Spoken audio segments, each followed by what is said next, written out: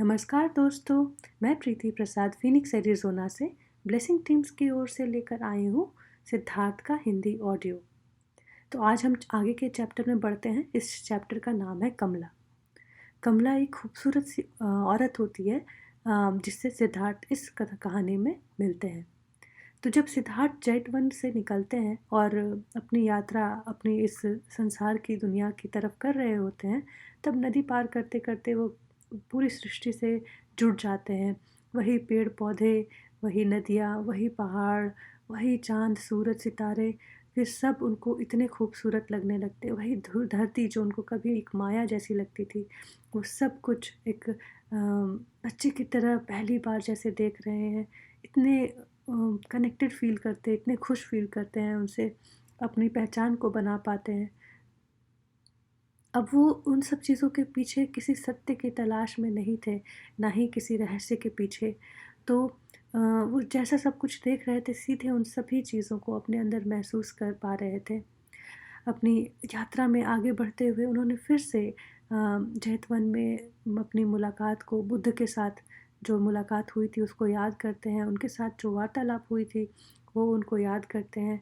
वे अपने शब्दों से ही अचंभित थे कि सिद्धार्थ स्वयं को जो महसूस करना चाहते थे और उस क्रम में जो उन्होंने बुद्ध के एनलाइटमेंट की एक्सपीरियंस की बात करी, उनको उनके शब्द का पता नहीं चल रहा था कि वो कहाँ से आए।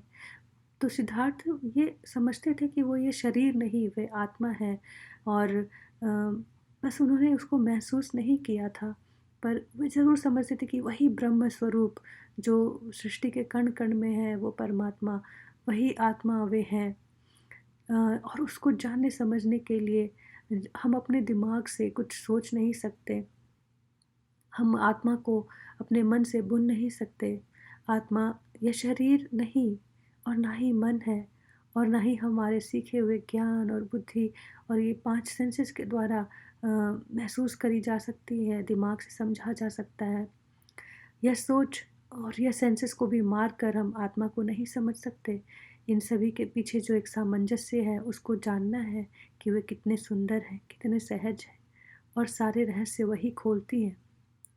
बुद्ध जब बोधि वृक्ष के नीचे बैठे तो सिर्फ और सिर्फ अपने हृदय की आवाज़ सुनी।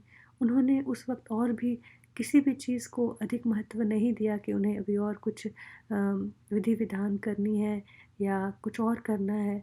जब उनके हृदय से आवाज़ आई कि बैठ जाओ, तब वो उस बोधि वृक्ष के नीचे बैठ गए।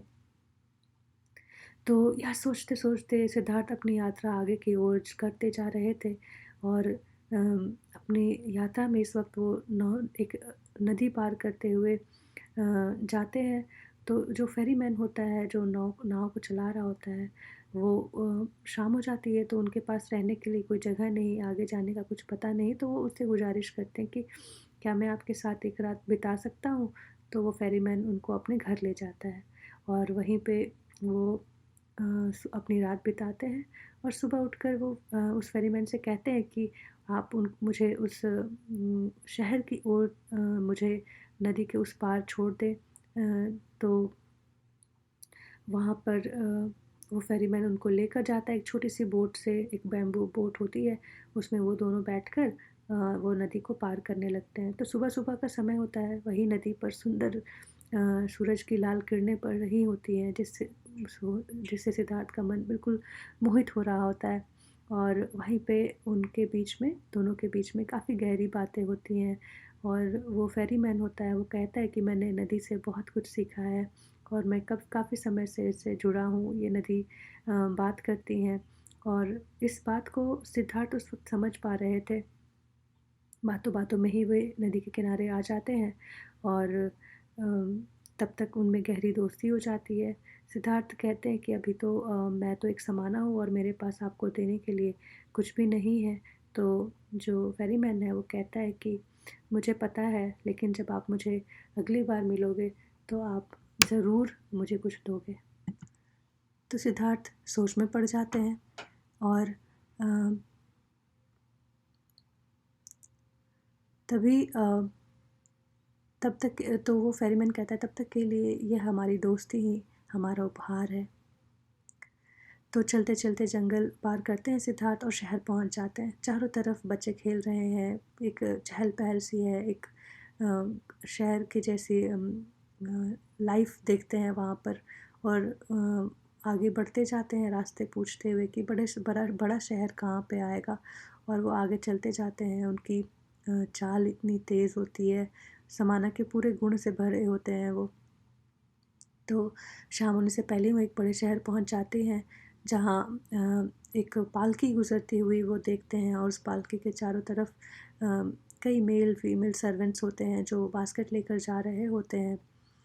तो जब वो पालकी के अंदर झांकने की कोशिश करते हैं तो वहाँ एक सुंदर सी लाल तकिए के ऊपर बैठी एक औरत होती है।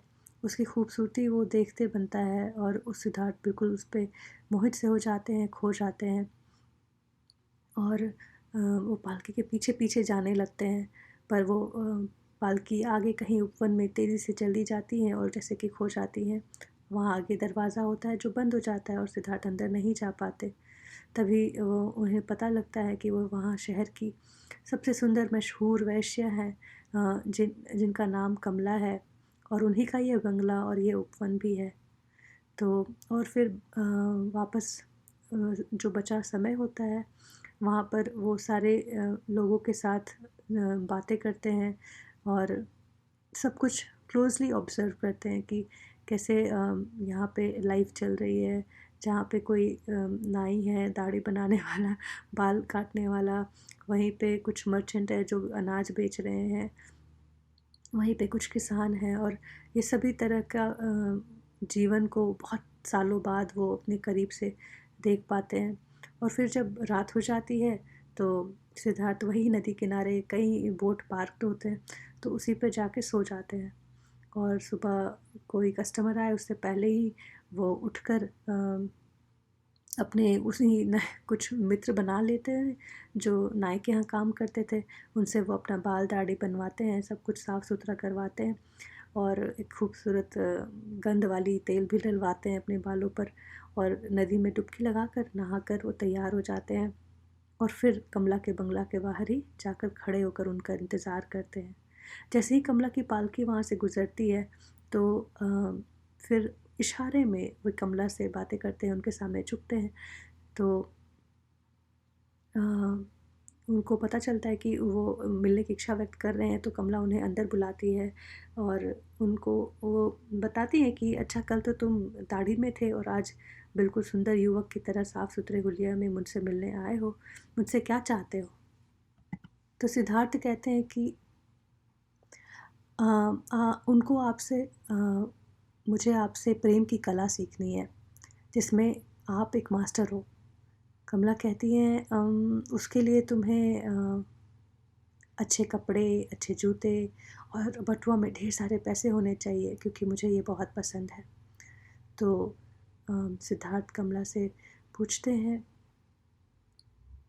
कि तुम्हें जंगल से आए एक समाना से डर नहीं लगता जो तुम्हें तकलीफ़ पहुंचा सकता है, तुम्हें यहाँ से किडनैप कर सकता है? तो कमला कहती है कि नहीं, क्योंकि प्रेम को चुराया नहीं जा सकता। जैसे तुमसे कोई तुम्हारी आध्यात्मिक ज्ञान को नहीं चुरा सकता, वैसे ही प्रेम को कोई चुरा नहीं सकता। प्रेम को भीख में मांगा जा सकता है, खरीदा जा सकता है, उपहार में पाया जा सकता है, गली मोहल्ले में पाया जा सकता है, परंतु चुराया नहीं जा सकता।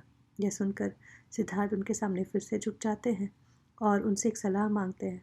और वह पूछते हैं कि वो किस राह पर चले कि उनके पास ये 3 चीज़ें जल्दी से जल्दी आ जाए, ताकि कमला उसे जो उनको चाहिए वो मिल पाए।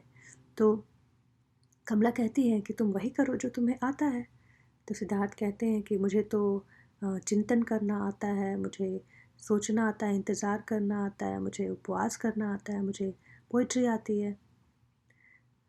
तो कमला हंस पड़ती हैं और कहते हैं कि कुछ मुझे पढ़ना लिखना आता है, मैंने वेद ग्रंथ पढ़े हैं। तो इतने में ही वो खुश हो जाती है कि तब तो पढ़ना लिखना आता है तो तुम्हें बहुत कुछ आता है, तुम बहुत कुछ कर सकते हो। इतने में ही कमला की मेड वहाँ पे आती हैं दौड़ी दौड़ी और उनके कान में कुछ कहती हैं। तो जल्दी से वो सिद्धार्थ को जाने के लिए कहती हैं और कहती हैं कि फिर कल मिलेंगे। तो उनकी जो मेड होती है पीछे के रास्ते से छुपते छुपाते सिद्धार्थ को बाहर निकाल देती है। सिद्धार्थ खोए से वापस अपने जो यात्रियों का जो रुकने का स्थान होता है वहाँ पर पहुँच जाते हैं और उनको ये जो शहर की लाइफ होती है वो बहुत आसान लगती है, रंग बिरंगी लगती है। और वहीं पे जब वो एक समाना की ज़िंदगी को देखते हैं तो उन्हें लगता है कि कितना कठिन और कितना नीरस था। फिर अगला दिन फिर से वो कमला के घर पहुंच जाते हैं। तो कमला उन्हें शहर के सबसे बड़े व्यापारी कामास्वामी के बारे में बताती हैं और कहती हैं कि इन्हें एक तेज़ इंसान की तलाश है जो उनके व्यापार को समझकर उनकी उसमें मदद कर सके।